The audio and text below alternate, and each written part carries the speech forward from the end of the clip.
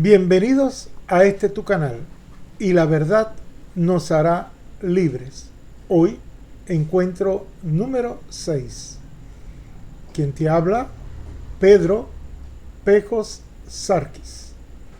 Me es grato saludarles y compartir con ustedes este momento. La humanidad vivía sumergida en la ignorancia. El miedo a lo desconocido los llevó a crear dioses falsos y a quien le rendían culto. Y en dicha práctica, aunque no lo crean, sacrificaban a sus propios hijos. La iniciativa de Dios de darse a conocer despertó en el hombre una nueva manera de ver la vida. Veremos cómo el hombre toma conciencia de la existencia real de Dios y no lo logra por sus propios esfuerzos, sino por revelación del único Dios. Vamos a meterle a la filosofía, por decirlo de esa manera. ¿Qué es una verdad? Después de darle tantas vueltas al asunto y de ver los puntos de vista de varios autores, me quedé con dos definiciones que nos pudieran ayudar mucho para saber lo que es una verdad. La primera dice: la verdad es la coincidencia entre una afirmación y la realidad. Se dice que un conocimiento es verdadero cuando se ajustan a la realidad y no depende de los gustos o intereses. La otra definición dice: una verdad es el conocimiento real de cómo son las cosas. Una verdad no es lo que yo me imagino. Mi imaginación es algo que yo me proyecto aquí, en la mente. Por lo tanto, no llega a ser una verdad. ¿Por qué? Porque eso no existe. Existe solo en mi mente, pero no en la vida real. Eso de que yo creo, yo me imagino, para mí sí lo es un asunto de fe. Yo supongo, no implica en una verdad. Dar con una verdad no siempre es fácil. Sin embargo, existen caminos válidos para dar con una verdad. ¿Cuándo sabemos que una verdad es verdad? Y valga el jueguito de palabras.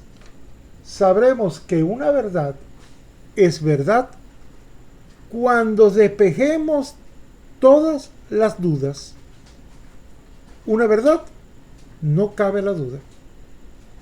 Si yo te digo a ti algo que es, según yo creo, pero cualquier duda que llegue a ver en esa pregunta o en esa afirmación tuya, ya la verdad tiene que ser cuestionada y ver si es real o no. ¿Qué es revelación? En el sentido propio de la palabra, revelación es dar a conocer una verdad que existe, pero que está oculta. Sí, hay cosas que existen, cosas que hay, cosas que no las tenemos al alcance. Aunque no sepamos lo que es, eso existe. Si aplicamos revelación en la Biblia, diríamos que es la manifestación de Dios que se da a conocer a la humanidad. Clara está la Biblia. Si algo estaba oculto, en este caso de Dios, y hablaremos de revelación, eso que estaba oculto, que después llamamos Dios, sale a la luz y se da a conocer. Ahora, la verdad revelada. ¿Qué es la verdad revelada? Es la manifestación de Dios que se da a conocer al hombre. Todo lo que Dios le reveló al hombre de sí mismo es lo que llamaremos la verdad revelada. Antes de que Dios se manifestara, el hombre nunca tenía conciencia de Dios. Y es gracias a la iniciativa de Dios que se dio a conocer, es que el hombre toma conciencia de la existencia de Dios.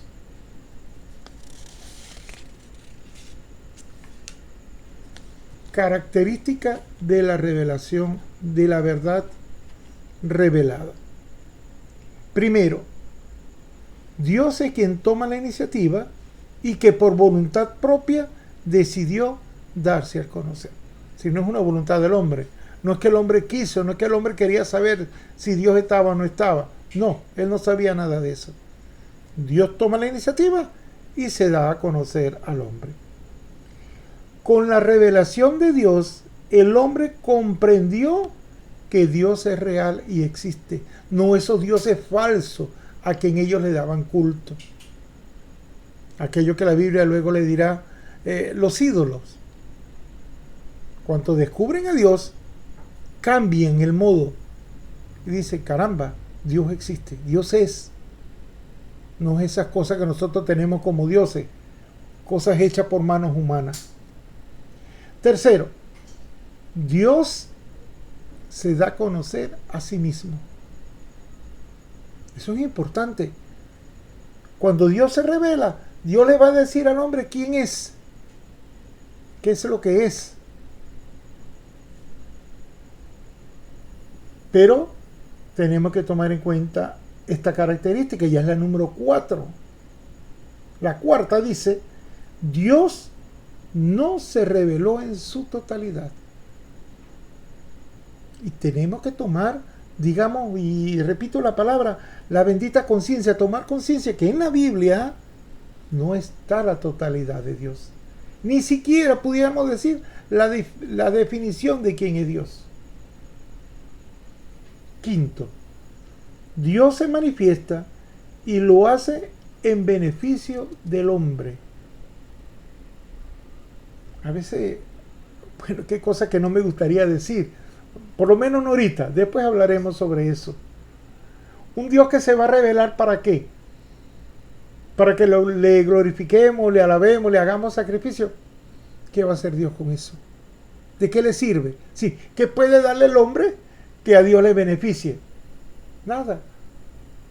Cuando Dios se manifiesta, cuando Dios se da a conocer, lo hace en beneficio del mismo hombre, no el suyo. Número 6. El hombre no comprendió del todo a Dios. Por eso que tú no ves definiciones. Tú ves que en la Biblia lo que se va a reflejar es lo que el hombre vivió en relación con Dios. Y eso es lo que se transmite. Ya más adelante hablaremos sobre esto. La verdad revelada, número 7, la verdad revelada como tal no fue registrada, no está en la Biblia. En la Biblia solo tenemos lo poco que el hombre comprendió. Y eso no nos debe cuestionar, es decir, ¿cuál es el problema? Dios se da a conocer, sí. ¿Qué mentalidad de un hombre puede abarcar lo que es Dios? Eso no es posible. Entonces, en la Biblia solamente tenemos lo poco que el hombre comprendió sobre Dios. Cuanto te digo poco, que estamos limitados en el conocimiento de Dios. La manifestación de Dios que se dio a conocer al hombre tuvo un impacto profundo en la vida y en la conciencia de aquel pueblo llamado Israel. Número 9.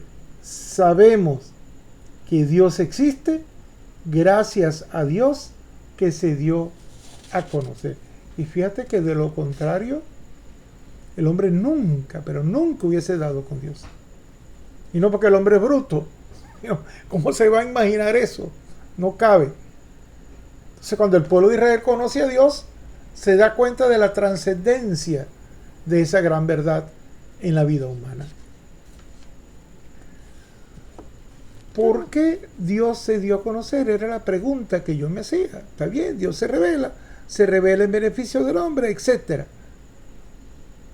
Y cabría la pregunta, ¿por qué Dios se dio a conocer?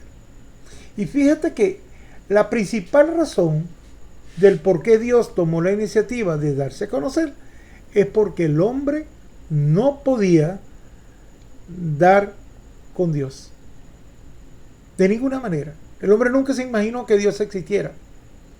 Nunca se imaginó que nunca se imaginó a un Dios real, vivo, y que se manifiesta en función de la salvación del hombre mismo. No le cabía en la mente. Y aún todavía muchas personas no comprenden esa gran realidad del amor de Dios por nosotros. Ni aunque el hombre hubiera querido, no alcanzaría ni siquiera tener idea de la existencia real de Dios. No como los dioses falsos, no hay una existencia real. Existe el pedazo de yeso, el pedazo de madera, lo que tú quieras, pero eso no es real. Hay una existencia, sí, pero eso no es real. Es un invento humano, que a la hora de la chiquita no es nada. Si Dios no se habría dado a conocer, el hombre nunca, repito, podría haber encontrado a Dios. Sorpresivamente, el hombre, luego de haber sido defraudado por sus dioses falsos, a quienes le rendían culto, se dan cuenta de que existe Dios y que es real y no un invento del hombre. ¿Qué entendió el hombre de lo revelado por Dios? Para empezar, lo primero que te diré que antes de darse a conocer Dios, no había un conocimiento previo sobre Dios. Sino que el hombre dijo, bueno, de pronto voy a conocer a Dios algún día, voy a esperar que se revele. No, el hombre no tenía ese conocimiento previo de Dios. Nadie le dijo nada. No supo de esa realidad de Dios hasta que Dios se dio a conocer. Luego de la revelación de Dios es cuando el hombre toma conciencia de que Dios existe, repito, y es una realidad. Más allá de lo que el hombre haya o no comprendido sobre Dios, sus vivencias con respecto a Dios reflejan lo que fue aprendiendo de Dios. Una de las vivencias más palpables del hombre en relación a Dios lo tenemos en la Biblia y lo vamos a leer en el libro de Deuteronomio, y vamos a buscar en el libro de Deuteronomio capítulo 6 versículo 4, y dice: Oye, Israel, el Señor nuestro Dios es el único Señor.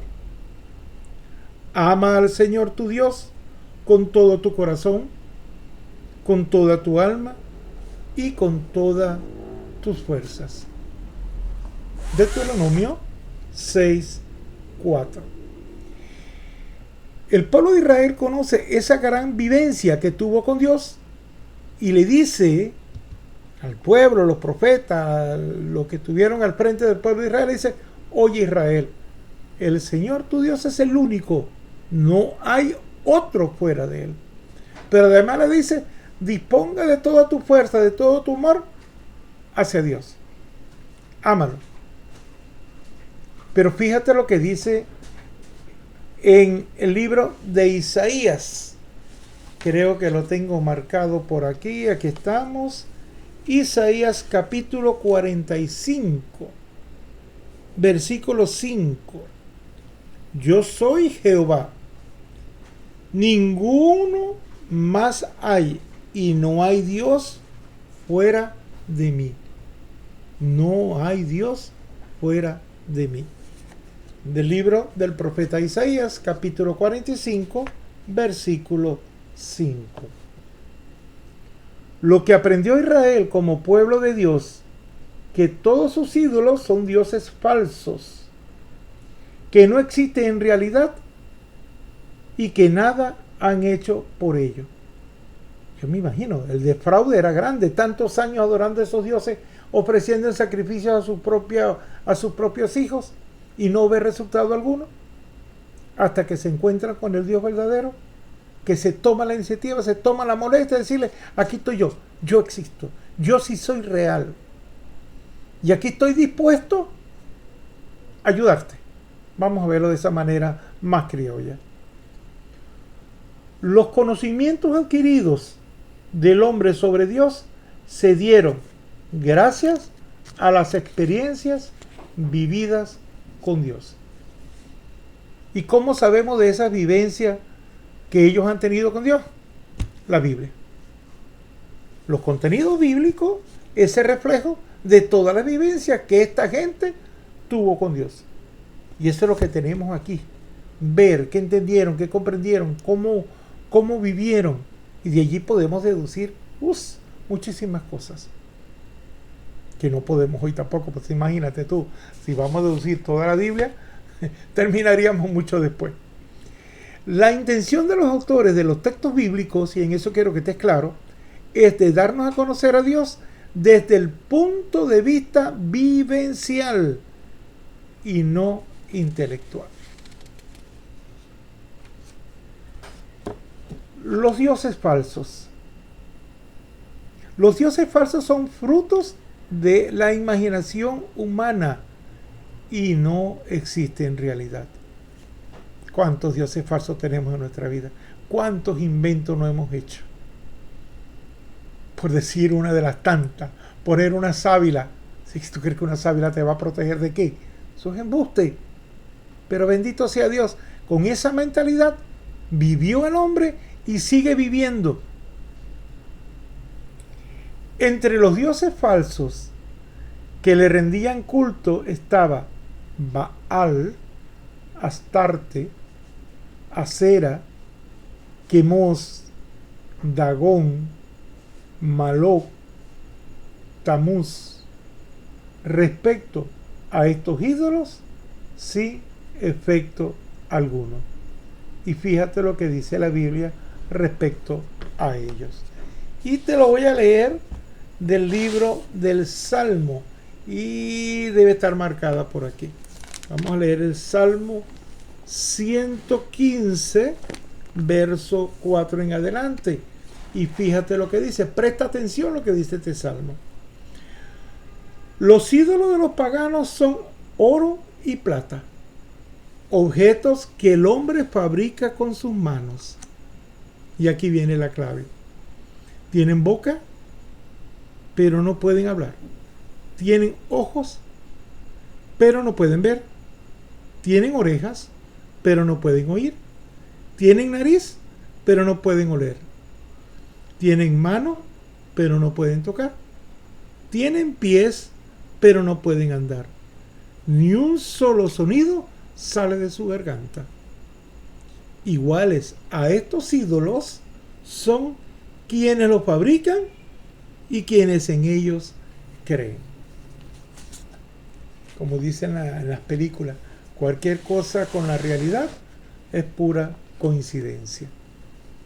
Pero eso de los ídolos no es cosa vieja, todavía se vive. Y hay iglesias que promueven, digamos, a darle culto a los ídolos, aunque digan que no. Tengo un punto para eso, pero no lo vamos a tocar hoy. No tomes, y en eso te quiero aclarar, no tomes la Biblia a la ligera. Por ser la Biblia una experiencia vivida y no un razonamiento intelectual, no se debe tomar a la ligera. Pongamos un ejemplo. Tenemos el caso de Abraham o Abraham, a quien Dios le dice que sacrifique a su hijo Isaac. Eso lo puede leer en Génesis 22 del 1 al 12. Lo que intentó Abraham no pudo haber sido aprobado por Dios. En el libro del Deuteronomio nos enseña: no le hagan eso al Señor su Dios, porque todas las cosas despreciables que el Señor no soporta son las que estas naciones cometen para honrar a sus dioses, llegando al extremo de sacrificar a sus propios hijos en el fuego. Deuteronomio 12:31.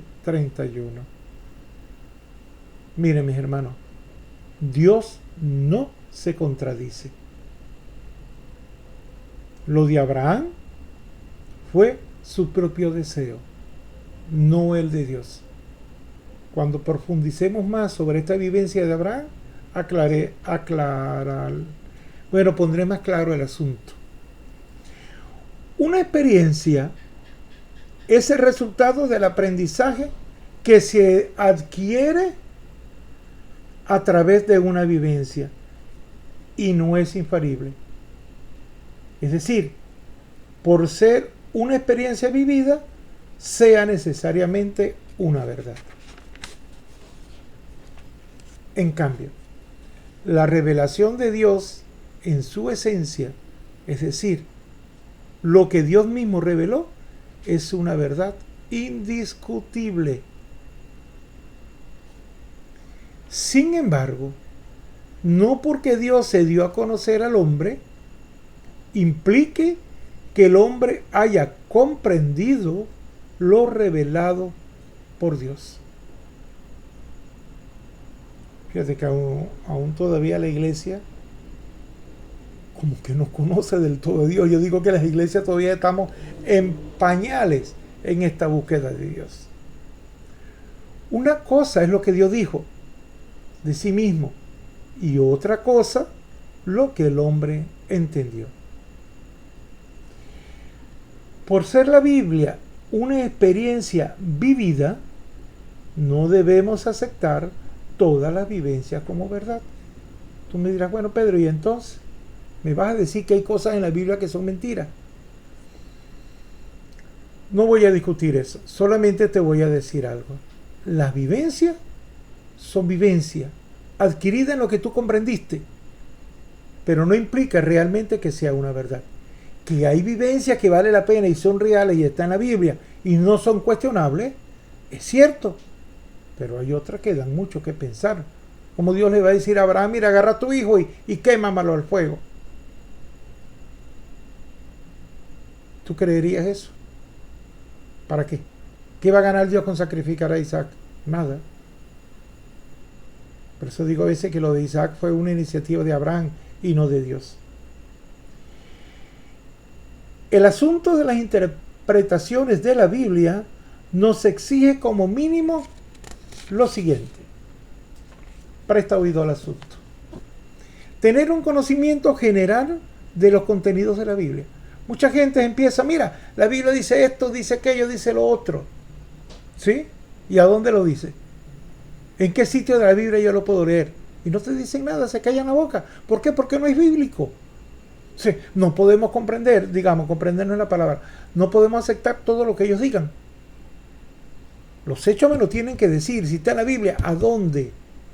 Y vamos a leer qué es lo que quisieron decir. Vamos a interpretar lo que está en la Escritura. Por eso es que uno del primer punto es tener un conocimiento general de los contenidos de la Biblia. Ahora, si pudiera leer la Biblia, sería genial. Cuestión de que te pongas un poquito el empeño. A mí me costó 6 años para leerlo, pero lo leí. Y tengo por lo menos una idea general de todo lo que dice en la Biblia. Ser honesto. No debes forzar un texto para decir lo que no es. Y en eso muchos pastores y sacerdotes cometen ese grave error. Yo no puedo tomar la Biblia y pensar, mira, aquí dice esto. No, eso no es así. No es porque a ti te da la gana que diga esto. Porque sabemos a conciencia y los que tenemos alguna idea sobre la Biblia, sabemos que lo que están diciendo es un embuste, pero la acomodan, porque así quiere que sea. No debes guiarte por tus creencias personales, ni por doctrinas de iglesias, ni por lo que te conviene. Yo no estoy diciendo que lo que enseñó la iglesia, o lo que enseña la iglesia, o lo que hemos aprendido de nuestros padres, sea una mentira. Solo sé decirte que no todo es verdad. Y que hay cosas muy absurdas, que no tienen nada que ver con la realidad de Dios. Te guste o no te guste, debe ser imparcial. La Biblia exige ser descubierta. Yo siempre he dicho que de ella hay mucho que aprender, pero por sí sola la Biblia es poco lo que nos puede dar.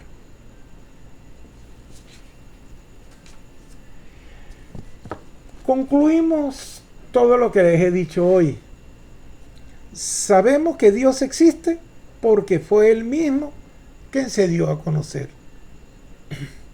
La verdad revelada fue la manifestación de Dios en donde el hombre tuvo la oportunidad de saber que su existencia y de conocerlo. Dicha relación entre Dios y el hombre fue un proceso alimentado insistentemente con Dios. Perdón. Si tú ves toda la historia de la salvación, todo lo que nos dice la Biblia, vemos a Dios ahí, constante, siempre, buscando la salvación del hombre. Mientras que el hombre asumió lentamente. El hombre como que no termina de captar las cosas. Y ahí va lento, tratando, buscando. Sabemos que la Biblia tiene en sus contenidos mucha vivencia de esa relación del hombre con Dios. Nos tocaría a nosotros, como hombres y mujeres de hoy, ir descubriendo acertadamente la verdad revelada a través de los contenidos bíblicos. Bien, hasta aquí. Hasta aquí nuestro encuentro número 6. Si así lo permite Dios, nos vemos en el próximo video. Recuerde, y la verdad nos hará libres. Que el Señor te bendiga y te proteja. Que el Señor te mire con agrado y te muestre su bondad. Que el Señor te mire con amor y te conceda la paz. Amén. Hasta el próximo encuentro número 7. Nos vemos.